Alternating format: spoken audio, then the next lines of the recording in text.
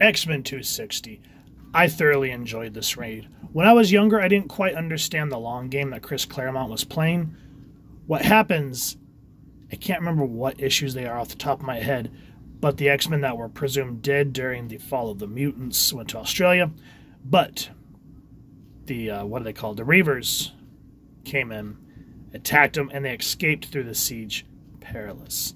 Now what happened there is where kind of Claremont scattered the X-Men across the globe. None of them have memories that they were X-Men. Colossus becomes, like a painter in New York. Dazzler goes on to fulfill being a pop star. She doesn't remember being X-Men, but she knows she has mutant abilities. Storm is somehow a little girl.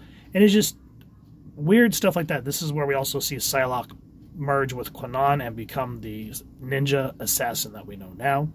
And there was a lot going on during this time period, so I can kind of see how it got a little confusing if you had not read comics.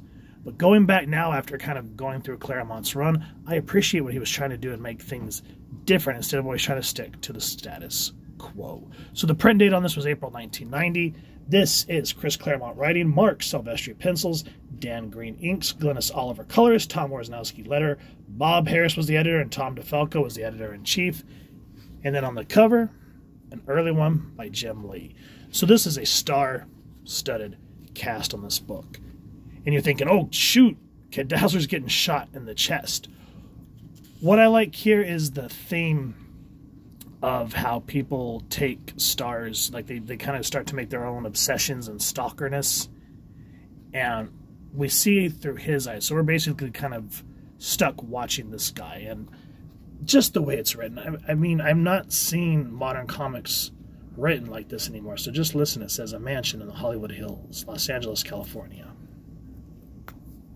Gotcha. Bang, Dazzler. You're dead. Who's next? Come on, don't be bashful. Step right up. Be the first one in line to be slaughtered.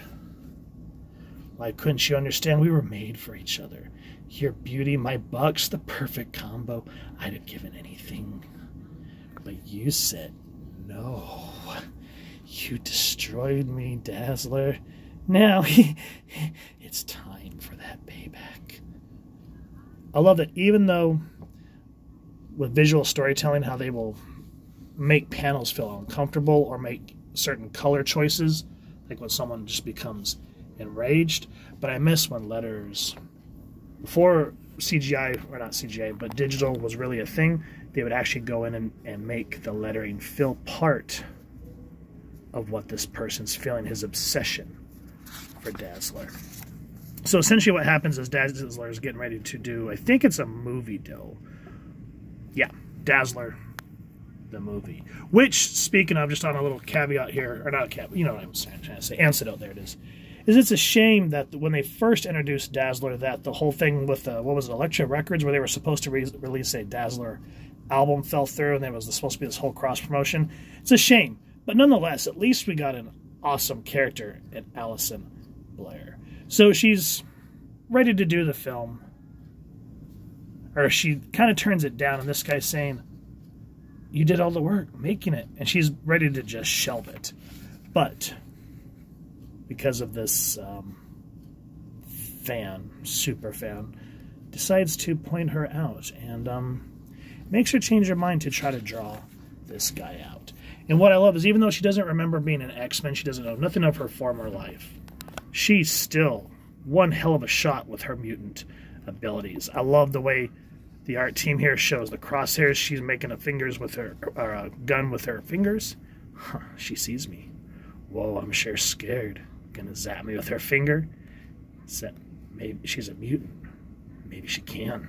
And of course the old school kind of Kirby-esque Kirby crackle going on there. And it takes him down. And of course Guido is her butler after, oh god, I can't remember her name. The one that I think it was Bobby that had a crush on, or something like that. I can't remember her name off the top of my head. But when things fell through with her, he kind of became the butler of Guido, or Guido became the butler of her. So it's just kind of his lot in life before X Factor, because as he said, he had a, what do you call it? A taste for the finer things. And I love that they at least kind of, as X-Factor came in, I'm glad that they made him look less lurchy.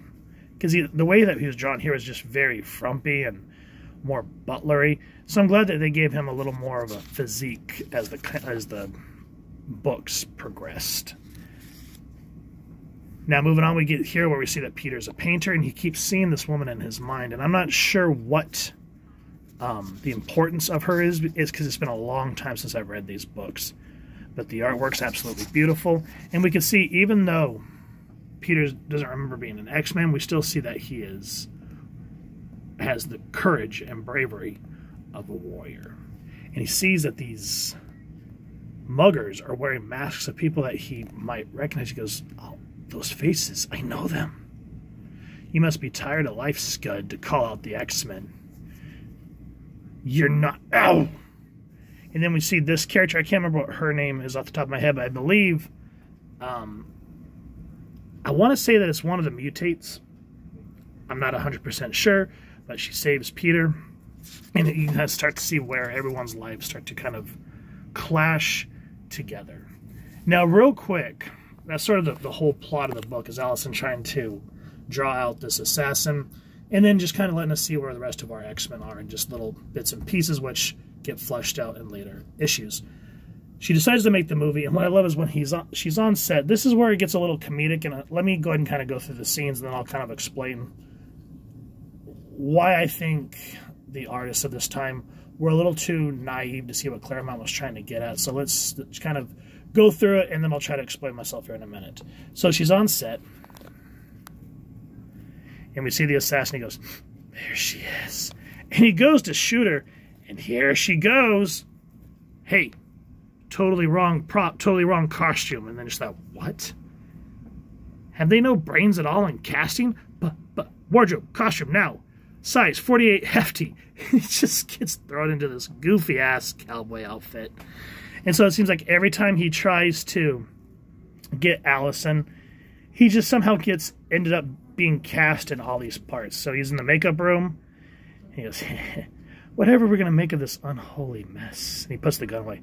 Later, be patient. Wait for the time. It'll come. So I like that. Even though we're dealing with something very serious, Claremont still shows the way to throw in comedy, so just to make it not feel so dreary. You know what I mean?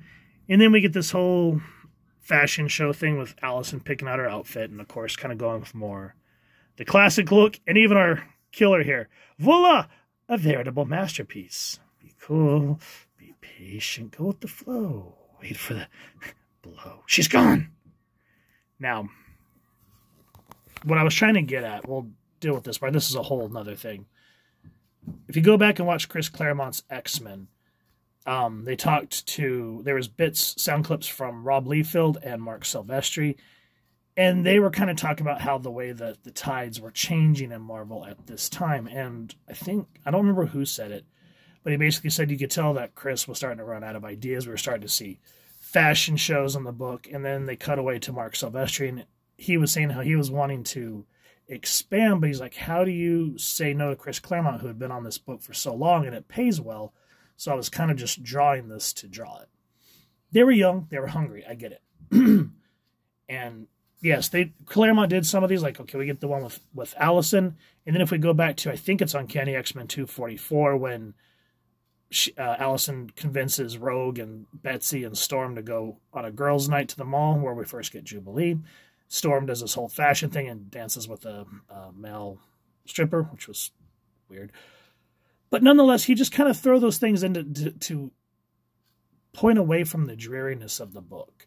Because they couldn't see the long run, which segues us into the next part, which was I can't remember who it was off the top of my head. It's been so long. But where the X-Men that were on Muir Island are mind controlled. And I think it was the Shadow King.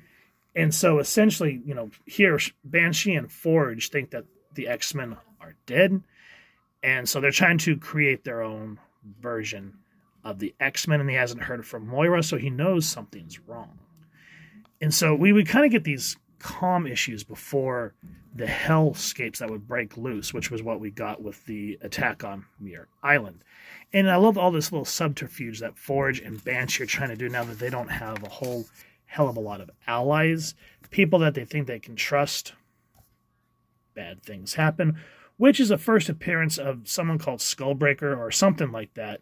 I don't want to get all into it, but this is also where we are introduced to the Ferris twins, which I've seen them from time to time, but I'm not 100% sure who they are. I really got to go back and reread this arc. It's been so damn long.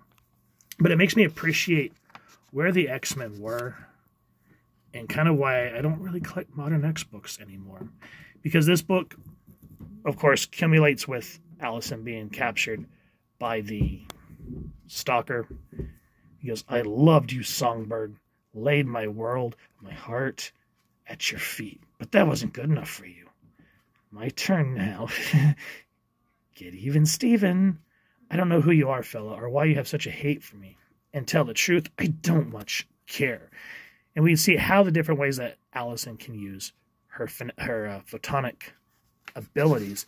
It's just that she shows that she is not someone to be trifled with, even though, like here, she's trying to get away and he's dressed her in her old 70s Dazzler outfit, so she's tripping on the skates.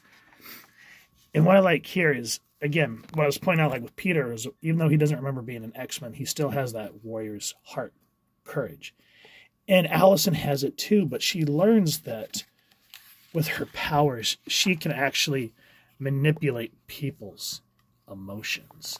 And so what it kind of boils down to is she says, have I really found my calling in life that I have to use these fantastic abilities to help people see the light? Which is a nice little parallel of what Dazzler's powers are. So what I guess I'm trying to get at is it's a shame that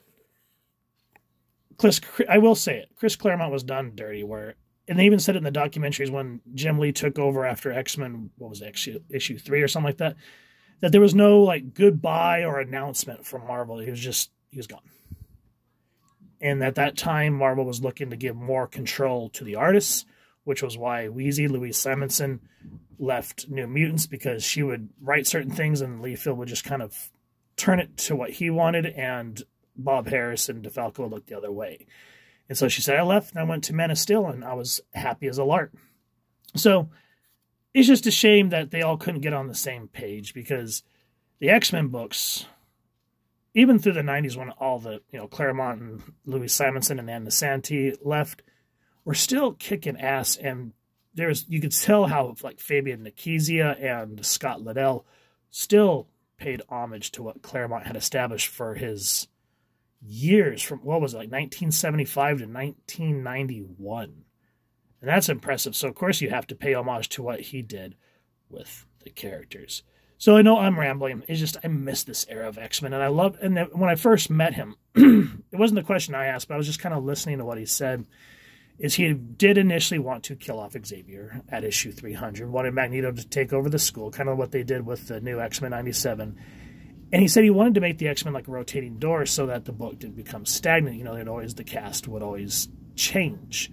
And you can kind of see what he was trying to do, like with Forge, Banshee. And then they're giving us absolutely amazing characters like Rachel, Kitty. Just great stuff all around. So I cherish these older stories. And just kind of the flip-flop of like super hardcore drama like the Dark Phoenix saga, or even when dealing with dark themes such as this, but still being able to make it funny and enjoyable all the way around. So if you've enjoyed what you've seen, please first and foremost support your local comic shop and grab this issue. All the old Claremont books are definitely a recommended reading from me. And if you've enjoyed this review, really would appreciate if you take a moment to hit like, share, and subscribe. Helps the channel more than you could possibly know.